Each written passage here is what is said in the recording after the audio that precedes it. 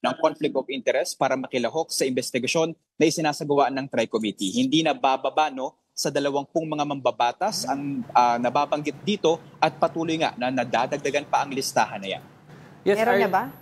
Arles, given na yesterday medyo na-accuse ang several congressmen by the Discayas, nandiyan ba ang mga Discayas at may plano ba tanungin ang mga congressmen about yung accusation sila? Patungkol dun, Diego, sa mga naakusahan nga ng mga Diskaya, ng mga mambabata sa Senado, ay naglabas sila ng mga pahayag at mariin nila itong tinanggi, pero ang ilan sa kanila ay hindi pa natin sigurado kung kabahagi ng Tri-Committee na ito, pero susubukan nating abangan at kunin ng kanilang panig. Patungkol naman sa pagdating ng mga Diskaya, sa ngayon ay wala pa sila rito, pero matatandaan na kasama ang kanilang kumpanya, ang Alpha and Omega, gayon din ang St. Timothy Construction na ibinasabina nitong Tri-Committee dahil nga sa pagliban nito sa unang hearing ng Tri-Committee. Okay, doon sa nabanggit mo kanina, when you started the report, sabi mo hindi bababa sa 20 mga congressman ang ngayon magsasabi na baka meron silang conflict of interest at mag-i-inhibit para hindi na sila sumali sa magiging investigasyon dyan. Meron ka na bang mga ilang pangalan that you can share with us? So far, Angela, nandyan si unahin na natin, si Deputy Speaker Ronaldo Puno na siyempre ex-officio member ng Tri-Committee na ito. Gayon din ang ilan sa mga members ng Makabayan Bloc. Andiyan din sila Representative Renico, Akbayan Representative Percy Sendanya, Chel Jokno, at siyempre kasama din ang ilan pang mga kongresista gaya ni Edgar Iriste at napakarami pang iba. Ngayon kasi ay nagpapatuloy pa yung pangalan pero hindi na yan bababa actually. I can confirm sa 30 na mga mambabatas. Well, yung mga nabanggit mo, yan yung mga present ngayon, tama. So what I'm trying to ask right now, yung mga congressmen na mag-i-inhibit, 'di ba? Kasi meron silang pinag-usapan dun sa previous hearing nila na sila kung alam nilang merong conflict of interest, hindi na sila dapat sumama sa investigasyon. Ayan ang ating abangan ngayon, Angela, dahil so far ay wala pang nababanggit kung sino man ang mga mag-i-inhibit at ating babalikan kung meron man, Pero so far ay wala pang mga pangalan niya. And saka Arles sila yung mga naakusahan of course na-detain yung isang what's his name, district engineer sa Senado. Bryce Hernandez. Yes, si Bryce, that's right. Pero si Alcantara ba, former district engineer, is he expected there? He is also expected here today, Diego, but so far what we confirm is the attendance of Bryce Alcantara, gayon din sa DPWH Undersecretary Maria Catalina Cabral na iniuugnay nga sa mga maaga daw na insertion para sa 2026 budget. Nakita ko rin sa social media ngayon, Arles, yung pagdating kani-kanina lamang ni Mayor Vico dyan sa House of Representatives.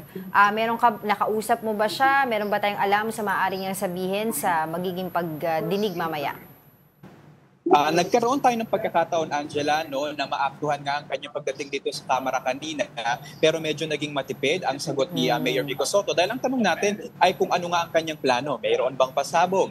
Pero so far, ang sabi niya ay siya inibitahan ng Kamara, kaya naman siya tumugon lamang bilang imbitasyon dito.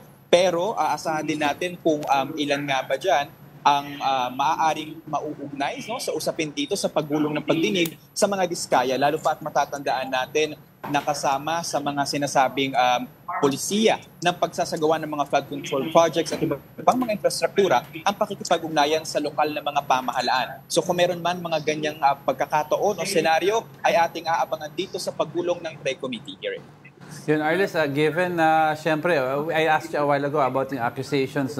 Do you have an idea if the committee has plans to investigate, at least kung hindi kunin yung panig ng ibang congressmen, imbestigahan ang accusation to see kung may katotohanan ang sinasabi ng mga Diskaya? Because this is also naman very related naman sa projects na inimbestigahan nila.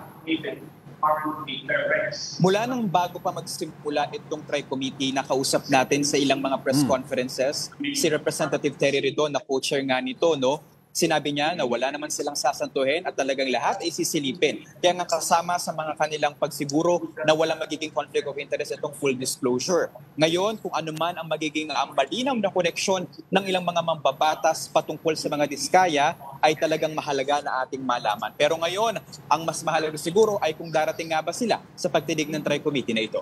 And hanggang ano oras ba yung hearing na yan supposedly scheduled? Noong nakaraan ay umabot ito ng halos hanggang alas 3 o alas 4 ng hapon kung hindi tayo nagkakamali, Diego. Pero kasi magkakaroon din ng plenaryo mamaya, mga alas 3 ng hapon. Pero nung nakaraang linggo ay parang yung ilan sa kanila ay hindi dumalo rito dahil nga nagpapatuloy ang hearing dito. Ngayon din bang araw, Arles, medyo may expect natin yung maaaring mangyari sa lower house na pagpapalit ng liderato? Katulad na nangyari sa Senado kahapon?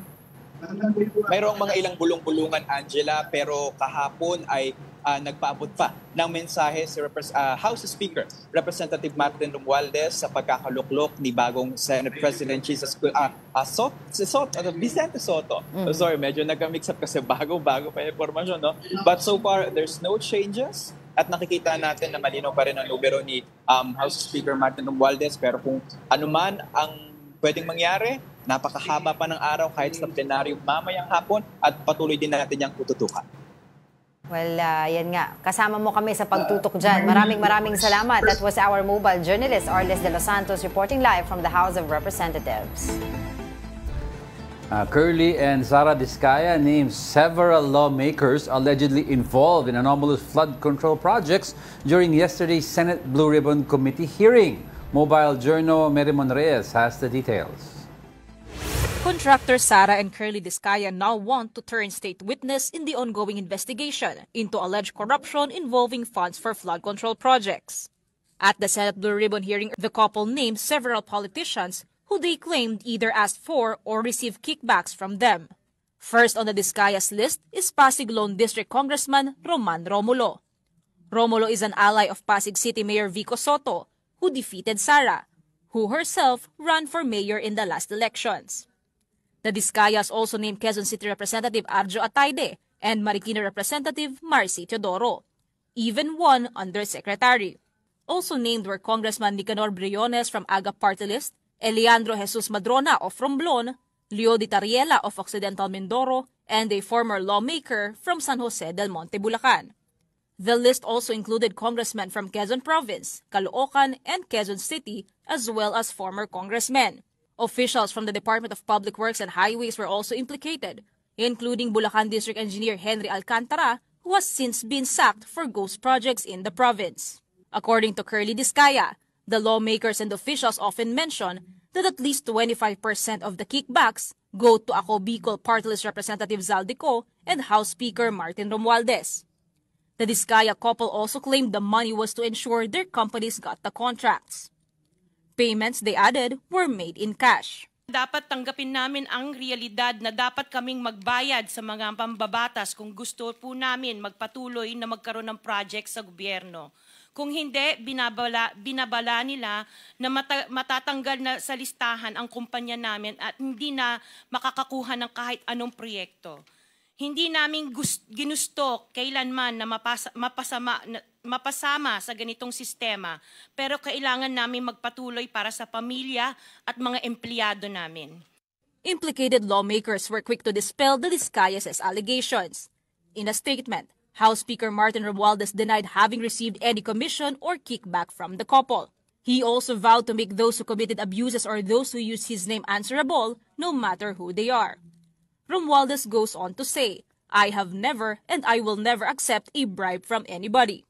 For her part, former San Jose del Monte Bulacan representative and now Mayor Florida Robes maintained her district has no ghost projects and their structures are world-class. Marikina City Representative Marcy Teodoro calls his inclusion in the list a demolition job. Noong isang linggo na pinondohan pa, ako nakikita ko. Quezon City 1st District Representative Arjo Atayde also denied having dealt with the Diskayas nor having used his position for personal gain. He is also seeking legal remedies to clear his name. Romblon Representative Eliandro Jesus Madrona also denied the having any project with the Diskayas.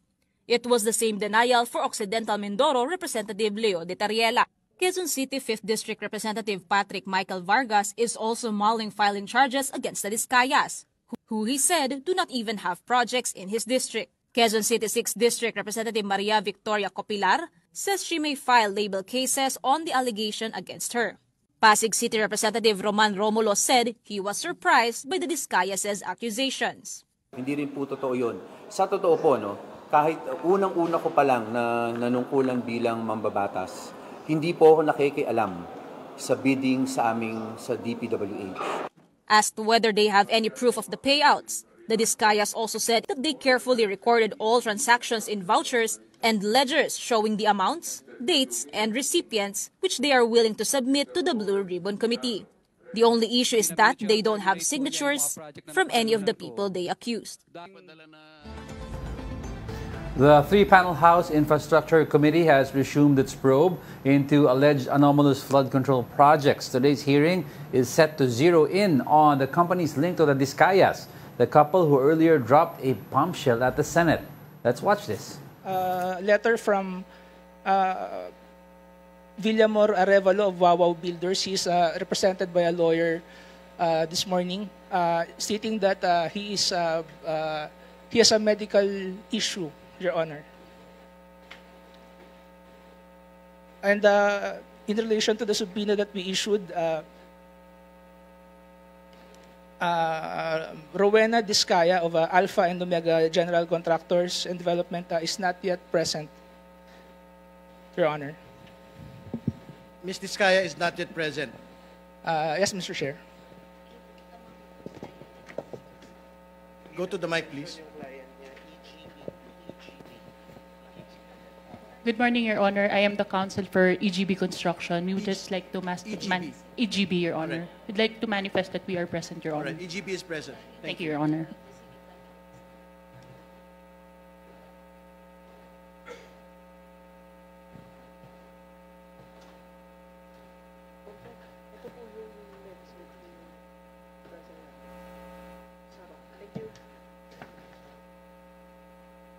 Mr. Chair, just a parliamentary Yes, please, matters of Congressman procedure, Mr. Chair. Yeah, Mr. Chair, last hearing, we did request our guests to take their oath, right?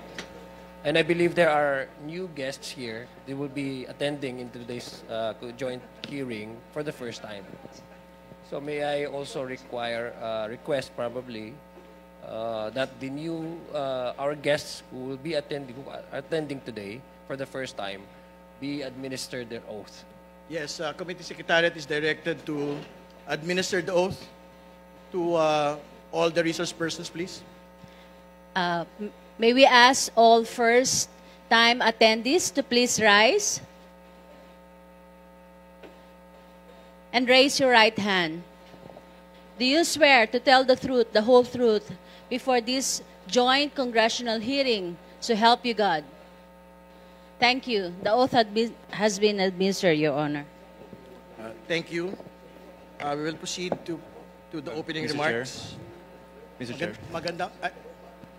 Congressman Benitez, please. May I confirm with the COMSEC when he said not yet here for Mr. and Mrs. Discaya, did they confirm that they will be attending this public hearing?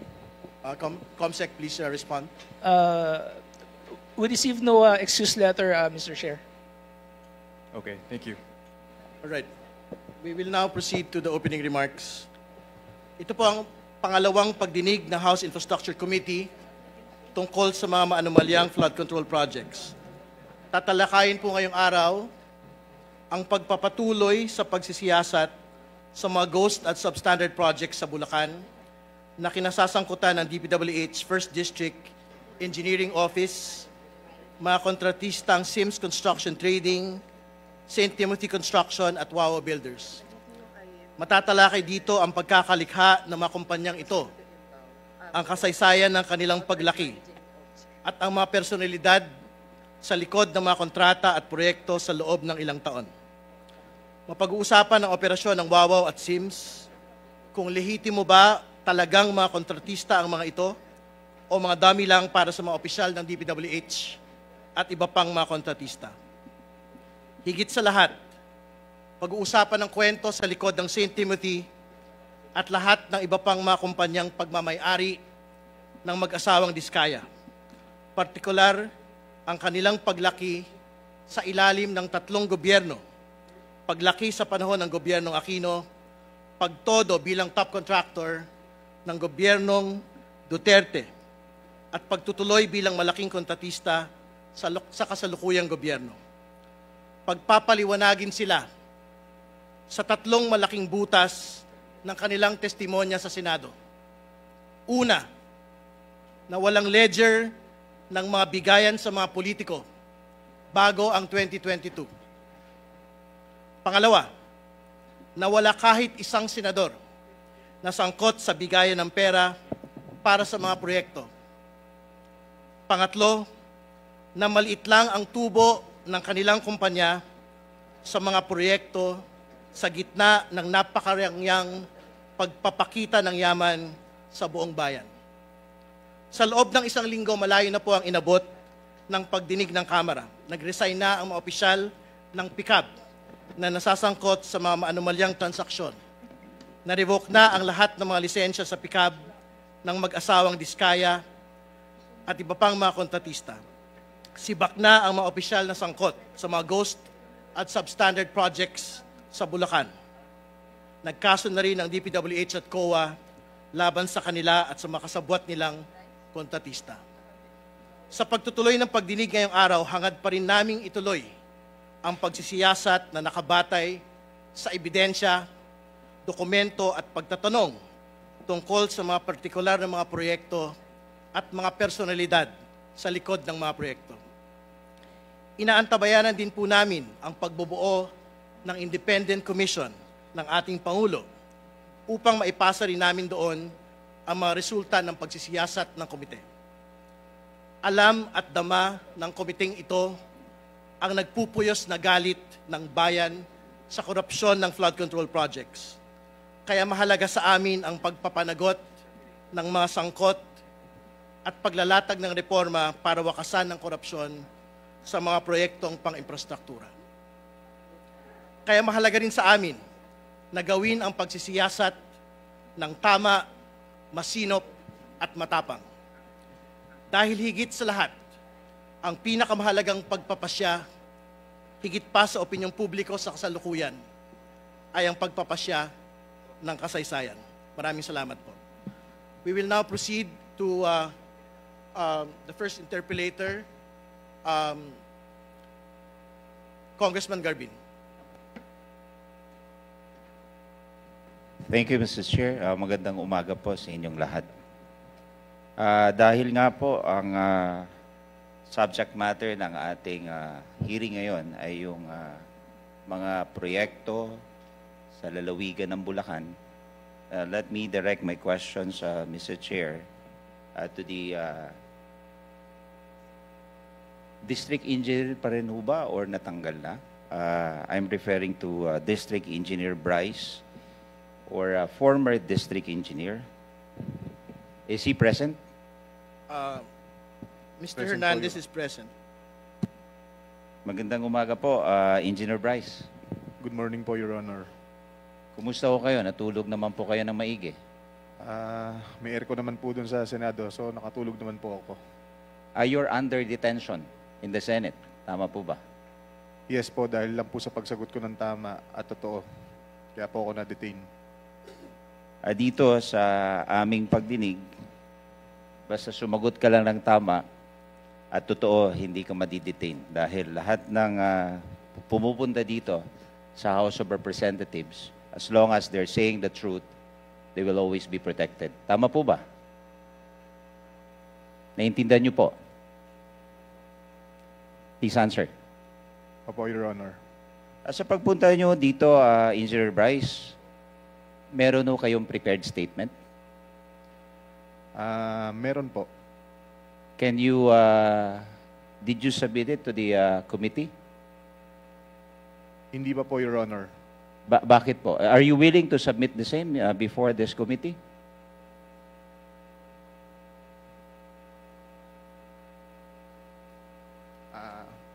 Can you please give me time, Your Honor, to prepare the statement?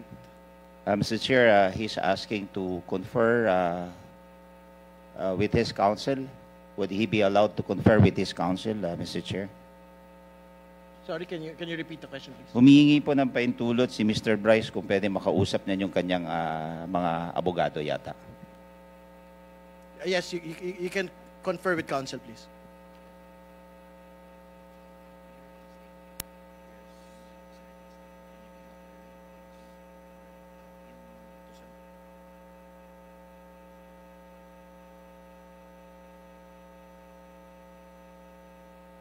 Mr. Chair, may I interject just one question? Wala pa naman eh.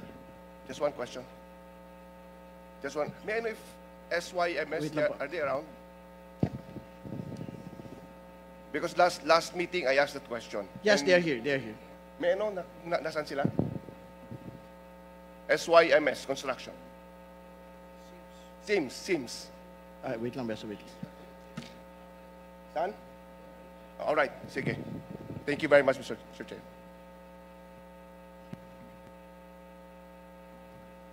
Mr. Chair, I think Mr. or Engineer Bryce is requesting to be recognized, Mr. Chair. Engineer Bryce, you may proceed. Your Honor, meron po ako naka-prepare na written statement. Pero to submit it, sana mabigyan niyo po kami ng konting panahon pa po. When you say a written statement, ito yung handwritten. Yes, it is handwritten, Your Honor. Hindi notaryado. Hindi po, pero pinirmahan ko po. So sabihin, pinirmahan mo dahil ito sulat mo mismo. Tama? Yes, Your Honor. Sulat ko po mismo at pirma ko rin po. Okay. Parang parang holographic will. Sorry not directed to anyone. But totoo naman, kumbaga, can be accepted in any courts of law dahil signed by a person, handwritten, and signed by him. Tama po ba, Profesora Luistro? Tama po ba? But please continue, Mr. Bryce. Kailan ho kayo pumasok sa District Engineering Office doon sa Bulacan? Nag-start po ako sa Bulacan First Engineering District noong 2012 po. 2012. At nung una kang pumasok, ano yung iyong, kumbaga, kasangkapan doon or position? Entry level po ng permanent position. Isa po akong Engineer 2 as Inspector po. And ngayon, bago ka natanggal sa pwesto, ano yung inyong posisyon? Naging OIC District Engineer po ako for 1.5 month po. So, 2012 ka pumasok at at present, you were OIC District Engineer. Tama po ba? Yes po. Bago po ako ma-relieve, OIC District Engineer po ako. Karaniwan ba yon na ganun kabilis ma-promote sa pwesto? Hindi po. Usually po, marami nga po nag-retire as Engineer 2, Engineer 3 lang po. Paano ka na-promote ka agad bilang District Engineer? Actually po, kung papayagan niyo po akong magkwento. Sige, you may go ahead, please. As long as totoo ang iyong kwento. Apo. 2012 until 2021, isa po akong ordinary engineer. As Engineer 2 po. 2019, dumating po si dati kong boss, Engineer Alcantara, sa District Engineering Office as our District Engineer. Nakita ko kung gaano siya ka-authoritative. Nakita ko kung ano yung gusto niya, ang gusto niya, which is yung sinusunod siya, ginagawa lahat ng gusto niya. So for me, masakit man tanggapin, kailangan kong sumipsip sa boss ko. So ginawa ko lahat ng sinabi niya, lahat ng gusto niya, sinunod ko. So in short, pinagkatiwalaan niya ako.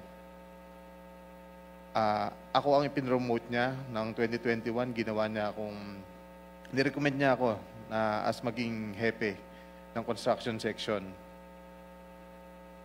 And then 2022, ginawa niya rin po akong assistant district engineer. Although hindi po siya ang nag-a-approve, siya po ang nagre-recommend kung sino ang dapat na ma-promote. And then nung 2025 nga po, actually matagal na po siyang gustong i-promote eh. Ang tinatanggihan niya po ito kasi ayaw niya pong umalis ng Bulacan. So ang ginawa niya pong bargain dito is kung regional engineer para So that was, former District Engineer Bryce Hernandez, dating second in command kay District Engineer Alcantara. Of DPWH. DPWH. If you remember sa hearing yesterday, he was saying na lahat ng decisions na ginawa niya dahil utos lang ni Alcantara and he received the money. Hindi niya alam magkano laman. Sa casino naman, pera daw ni Alcantara lahat yun. Parang tinuturo niya lahat. And when he was asked how he was able to afford yung Lamborghini, sabi niya, ipon daw niya at asawa niya. He was asked, anong work ng asawa niya? And he said sa GSIS, so parang kaya siya na-cite. Also, among other things. It doesn't match, kumbaga. Among other things, he also lied about his ID na may correspondence na sila Senator Marcoleta and Jingo Estrada sa resorts or kung saan sila supposedly nagkakasino. Right. And for those who just tuned in, that was the ongoing probe by the House of Representatives by its Infracom, diba? Headed by its chair, Congressman Terry Redon, when in fact he opened the hearing a while ago saying that they are also nakaantabay, diba, doon sa magiging independent commission na binubuo ni Pangulong Bongbong Marcos. But we'll be back with more stories after the break. Keep it here on One News.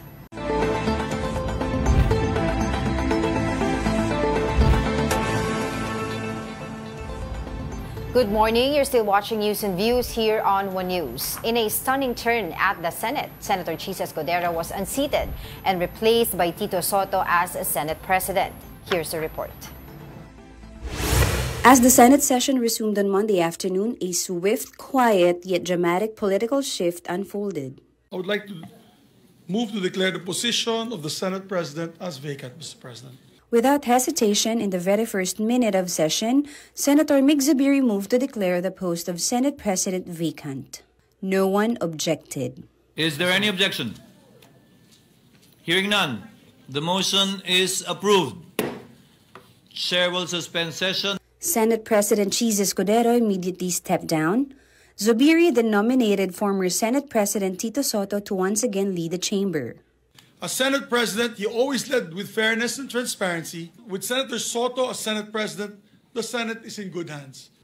Senator Lauren Legarda seconded the nomination. Soto went up the rostrum, took his oath, and it was Escudero himself who administered it. The two even embraced afterward. I, Senator C. Soto III, having been elected to the position of Senate President, that I will well and faithfully discharge, to the best of my ability, the duties of my present position, so help me God. Congratulations, citizen. Thank you, sir.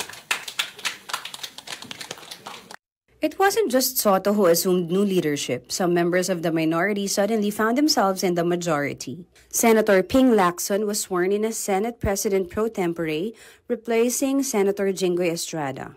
Zubiri, meanwhile, took over a majority leader, replacing Senator Joel Villanueva.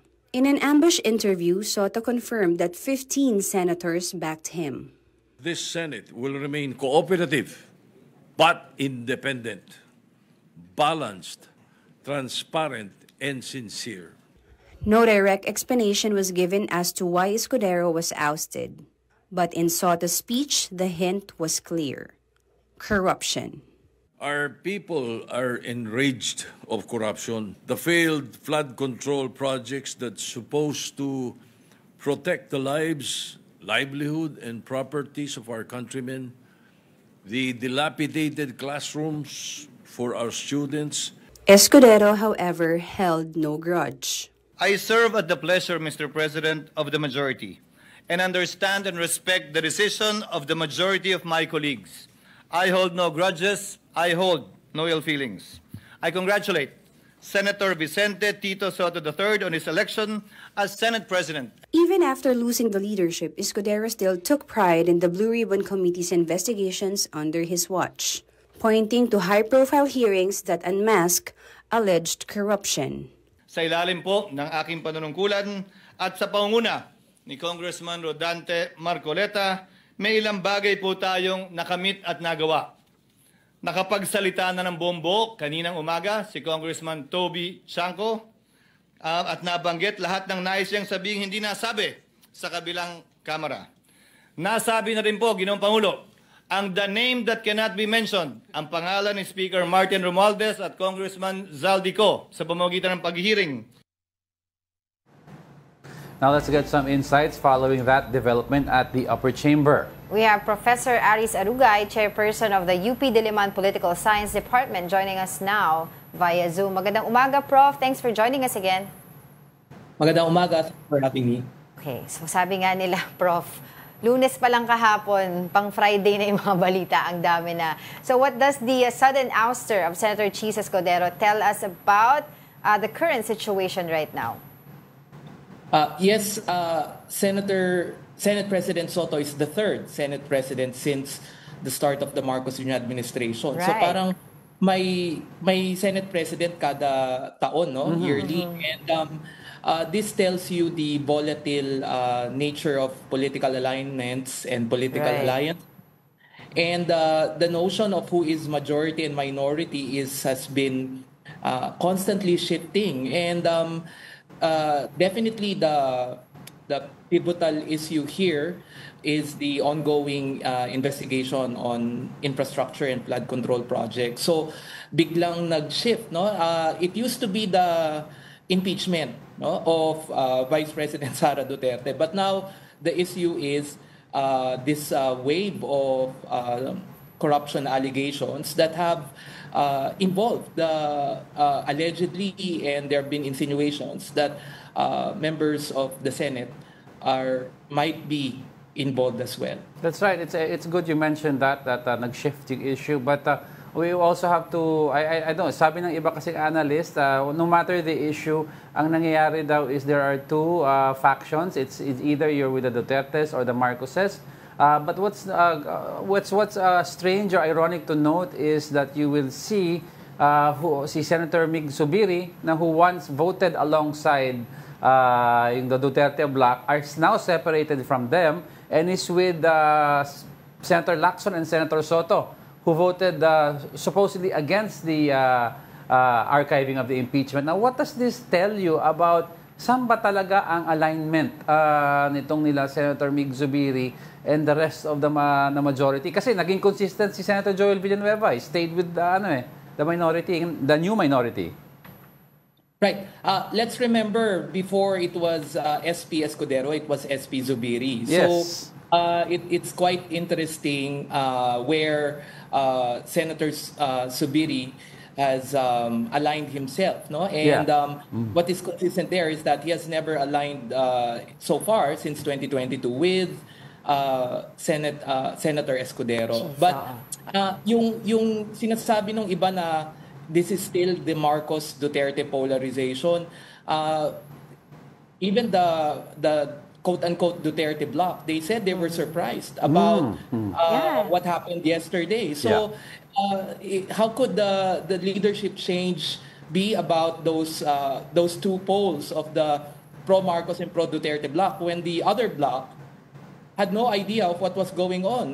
Senator Marcoleta was still conducting his investigation as chair of Blue Ribbon, while all of a sudden, there's a new majority that would significantly change, possibly even, and we already know that there will be a new Blue Ribbon chair. Yeah, that's right. But what do you say about this? Having said that, Professor, based on interviews and reports, the camp of Senator Tito Soto didn't really, reach out to the Duterte bloc for this position. What does this tell you?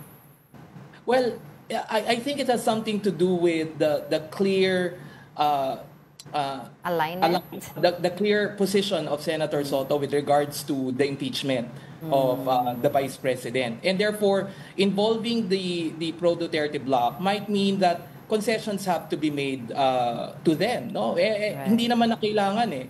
So, I mean, it's a numbers game. So, and what is critical here is that how could you really have a majority composed of sila naman yung nagtawag sa kanila na Duterte Bloc, di ba? Senator Mark called themselves the Duterte Bloc. Now, how could you be part of the majority and when the majority is supposed to be aligned with President Marcos? Exactly. So in other words, parang in fact that this should have been the way the Senate should have prefigured when the 20th Congress opened. But it did not Nabigyan pa ng chairmanships yung mga pro-Duterte or Duterte Bloc senators.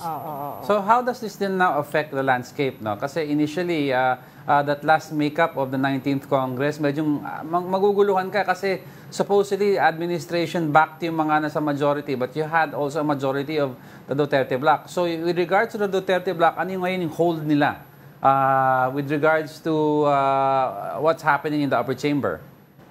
Right. In an interview with Senate President Soto, there are already indications that many of the Duterte Bloc senators will lose their chairmanships.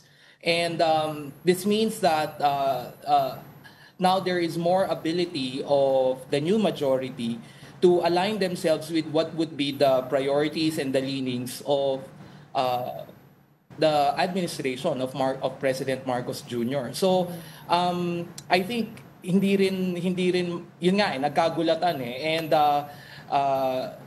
when the magic number of 15 senators or in fact that's more than the needed what is majority. Required, what is required, then all of a sudden the pro-Duterte's senators who were holding or are still holding kasi mamayang hapon pa daw magkakaroon ng full lineup of new chairmanships.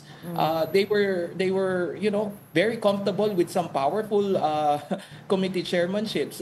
So they were able to have their cake and eat it too, meaning having chairmanships and at the same time take a very anti-administration slant, which is not supposed to be if you have a majority that aligns itself with the Marcos Jr. administration. Dugtong lang muna doon. You mentioned kasi yung mga committees na nabigay sa mga powerful committees na nabigay sa mga Duterte allied senators.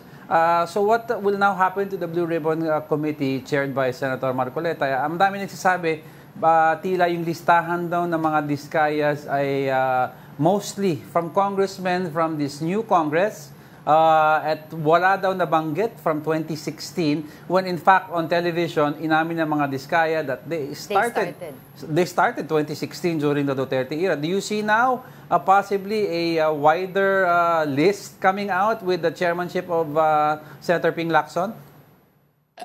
There's the possibility is now way more open than before because the gatekeeping, the perceived gatekeeping of the way the investigations are being held might no longer exist. And therefore, this might open new possibilities of to what extent really and a deeper dive into the extent and going far back. So, in other words, kasi previously the old majority thinks that they can control the investigation, no? And ang nangyayari kasi sa investigation na ito, no, day after day, it seems like no one is really in control of the investigations, no?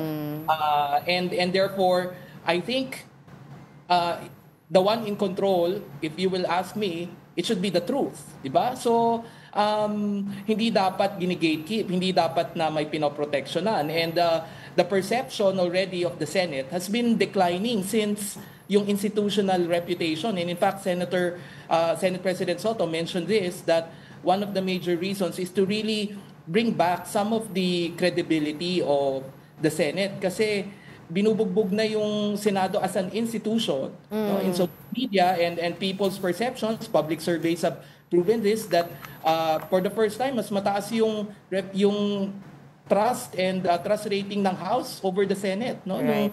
Yung survey. So I think it's important that the Senate is able to regain some of the perceived loss in credibility and reputation. And I think that was the motivating factor for the 15 who are mostly composed of veteran senators, yung sinatawag na previous Senate leaders na sinasabi ni SP Soto. Alright, thank you so much for your time, Professor Aris Arugay, Chairperson of the UP Diliman Political Science Department. Thank you so much for your time. Thank you. Don't go away, we're not done yet. Stay with us.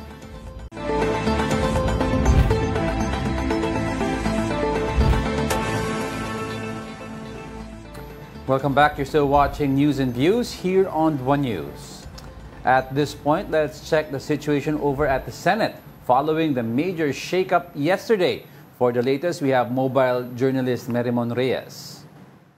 Magandang umaga sa inyo. So far, matahimik pa dito sa Senado bukod na lamang sa ongoing na budget briefing ng Senate Committee on Finance Subcommittee A kung saan ibinahagi dito ng Department of Budget and Management na for the year 2026, yung proposed budget nila ay 3.569 trillion pesos. Kasama na dito yung mga operations ng Office of the Secretary and yung pagpapatuloy ng kanilang major projects and initiatives. Kasama sa kanilang mga plano ngayon ay number 1, yung pagsulong sa digitalization and automation ng public financial management processes, yung tinatawag nila na Project Marisa, yung pag-heighten ng security sa mga dokumento. Kasama na raw dyan yung paggamit ng verification codes, tokenization, QR codes para raw masiguro yung safety ng mga ito. And nais din nilang ma-improve yung budget preparation system sa pamamagitan ng mas efficient at mas mabilis pero mas detalyado raw na reports mula sa DBM. And plano rin daw nilang gamitin ang satellites at geotagging to monitor yung status ng major projects ng gobyerno. Lalo na ngayon na maalaan ang mga issue tungkol sa maanumalyang flood control projects at unti-unti ring naglalabasan yung concern ng publiko patungkol naman sa mga infrastruktura. And sabi rin nila, nais din nilang i-establish na yung e-marketplace ng procurement system ng DBM kung saan yung mga procuring entities maaari raw silang mag-add to cart ng mga common use supplies and equipment para sa kanilang purchases. And mamayang hapon, naasahan natin na magde-deliver daw na privileged speech itong si Senator Panfilo Lacson na ngayon ay Senate President Pro Tempore. Wala pa tayong detalye kung tungkol saan ito pero kasunod niyan, maaaring mamaya malaman na rin natin yung alignment ng block. Merimon, sorry to cut you there but we have to go over to the House of Representatives dahil nagsasalita ngayon ang dating district engineer ng DPWH na si Bryce Hernandez. Naming names. Yes, tungkol sa mga iba pang mga kasabwat. Yes, I think it's important that the public will also know the amount. Yes, if it is available, Engineer Hernandez, please mention the amount as well. Mr. Chair, saglit na interjection lang. After the statement of Sir Bryce, may we have the copy of his statement para po makapagtanong din yung mga members based on his ongoing statement, Mr. Chair. Salamat. If that is practicable, Deputy Speaker, we will ask him to do it, but it is a handwritten statement. So I think we have to listen to his entire salaysay first. Please proceed with the line items, please. Let me repeat it, Your Honor. First, construction of flood mitigating structure with pumping station and floodgate, Phase 3, Barangay Mercado, Hagonoy, Bulacan, with an allocation of 60 million pesos. Number 2, construction of flood mitigating structure with pumping station and floodgate at Mambog Creek, Phase 3, Malolo City, Bulacan, with an amount of 45 million pesos. Construction of flood mitigating structure with pumping station and floodgate, Phase 3, Barangay Iba, Hagonoy, Bulacan, amounting to 60 million pesos. Construction of flood mitigating structure with pumping station at Calero Creek, Phase 3, Malolo City, Bulacan, with an amount of 50 million pesos. Construction of flood control structure including pumping station and floodgate, Phase 3, Barangay Mayto, Kalumpit, Bulacan, with an amount of 60 million pesos. Construction of flood mitigation structure with pumping station and floodgate at Barangay Santo Rosario Creek, Phase 3, Malolo City, Bulacan, with an amount of 40 million pesos. And last, construction of flood mitigation structure including pumping station and floodgate Phase 3, Barangay Carillo, Hagonoy, Bulacan, with an amount of 40 million pesos. And all of that with a total of 355 million pesos, Your Honor. This is supposedly the allocation of which political personality? Senator Jinggoy Ejercito Estrada po, Your Honor. Thank you for the clarification. You can proceed with reading the handwritten statement. Mr. Chair, may I continue? Let him finish the handwritten statement. Tapos lang po yung handwritten statement ng pagbasa.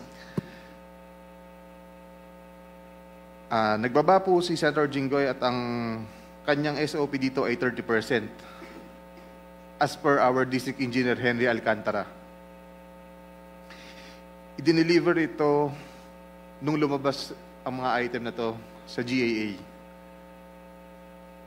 Mga driver namin sa DPWH Bulacan First ang nag-deliver sa kausap nila. Si Christian Santiago at saka si Andre Balatbat. Galing din ito sa utos ni D. Alcantara. Noong 2023 naman, ay naglabas ng 600 million si Senator Joel Villanueva at ang SOP nito ay 30% din. If I'm not mistaken, sorry. Pwede ko sabihin ko po kung anong mga projects to, mga line item din. Please proceed with disclosing the line items so the nation may able to tie the line item to the political personality involved. First, rehabilitation of flood control structure along Balagtas River, Barangay Panginay, Tuwawa, Phase 3, Balagtas, Bulacan, with an amount of 75 million pesos. Construction of Bukawe River Flood Mitigation Structure, Station 12, plus 589 to Station 12, plus 739, at Barangay Bambang, Bukawe, Bulacan, with an amount of 75 million pesos. Construction of Bukawe River Flood Mitigation Structure at Station 4 plus 204 to Station 4 plus 354 at Barangay Turo, Bukawe, Bulacan, with an amount of 75 million pesos. Construction of Bukawe River Flood Mitigation Structure at Station 3 plus 036 to Station 3 plus 236 at Barangay Kaingin, Bukawe, Bulacan. Construction of this also has an amount of 75 million pesos. Number 5, construction of Bukawe River Flood Mitigation Structure at Station 5 plus 466 to Station 5 plus 667 at Barangay Bunlo, Bukawe, Bulacan, with also an amount of 75 million pesos. Construction of Balagtas River Flood Mitigation Structure at Station 3 plus 533 to Station 3 plus 683 at Barangay Santol, Balagtas, Bulacan, with an amount of 75 million pesos also. Construction of Balagtas River Flood Mitigation Structure at Station 7 plus 654 to Station 7 plus 804 at Barangay Dalig, Balagtas, Bulacan, also with an amount of 75 million pesos. And last is the construction of Balagtas River Flood Mitigation Structure at Station 14 plus 124 to Station 14 to 200 plus 274 at Barangay San Juan, Balagtas, Bulacan, also with an amount of 75 million pesos. And all in all with a total of 600 million pesos. Can you state again for the record the total amount and that this is the projects for which particular political personality? 600 million pesos last 2023 from Senator Joel Villanueva. Thank you. Please proceed with your handwritten statement. At ang SOP nito ay 30% din. Binigay din ito nung lumabas sa GAA at i-deliver sa bahay niya sa Bukawe ni D. Alcantara at dating hepe ng aming construction si Engineer JP Mendoza. Si D. Alcantara namin ang masasabing chief implementor. Siya po ang kumakausap sa lahat ng politiko na involved dito. At least 3% po siya sa lahat ng projects na dumadaan sa opisina namin. At pinapasabi pa nga sa amin sa mga kontraktor na kung gusto nyong magkaroon ng maraming projects sa susunod, ay magbigay kayo ng additional na 2% sa kanya. Parang finder's fee daw.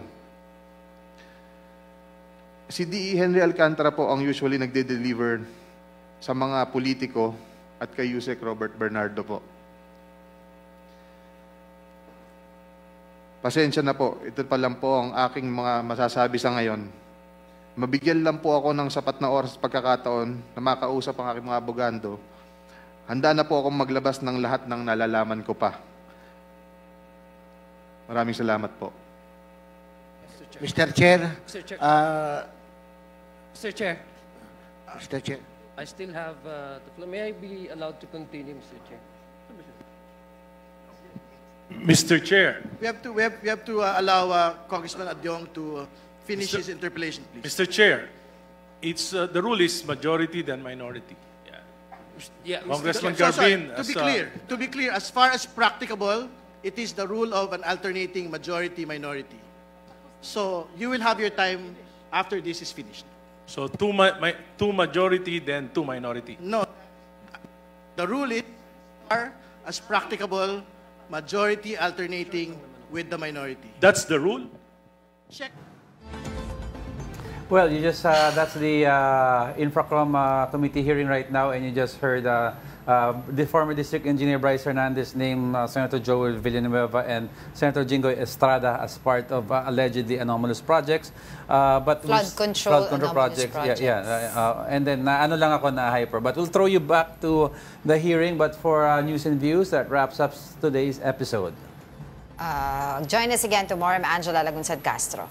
I'm Angelo Castro III. We are One News. All sides, all the time.